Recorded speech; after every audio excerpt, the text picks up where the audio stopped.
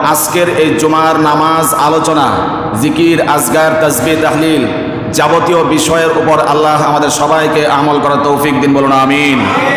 আজকের জুমার উসিলায় আমাদের যাবতীয় গুনাহ মাফ করে দিন, বলুন আমিন। সেই সাথে পৃথিবীর বিভিন্ন প্রান্ত থেকে যেই সকল হাজী সাহেবেনরা আজকে পর্যন্ত পৃথিবীর মুসলিম জাতির মূল কেন্দ্রভূমি, মূল স্থান এবং হৃদয়ের আকর্ষণ যেই জায়গাটি বাইতুল্লাহ, সেই বাইতুল্লাহ জিয়ারত করার জন্য যারা এ পর্যন্ত এ যাবৎ সফর করেছেন এবং সামনে করবেন, সকলকে আল্লাহ রাব্বুল আলামিন হজ্জে মাবরুর নসিব করুন, বলুন আমিন।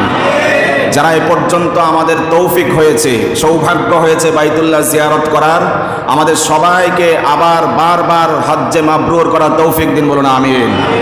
এবং যারা আমার মতো, আমরা অনেকেই যারা এখন পর্যন্ত বাইতুল্লাহ স্বচক্ষে দেখতে পারিনি, রাসূল সাল্লাল্লাহু আলাইহি ওয়াসাল্লামের রওজা মোবারক দেখতে পারিনি, আল্লাহ রাব্বুল আলামিন আমাদেরকে অতি শীঘ্রই কবুল আর মঞ্জুর করুন, বলুন আমিন।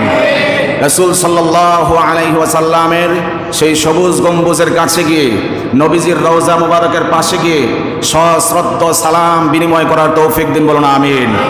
আল্লাহ আমাদের সকলের মনের আকুতি মিনতি কবুল আর মঞ্জুর করুন, বলুন আমিন।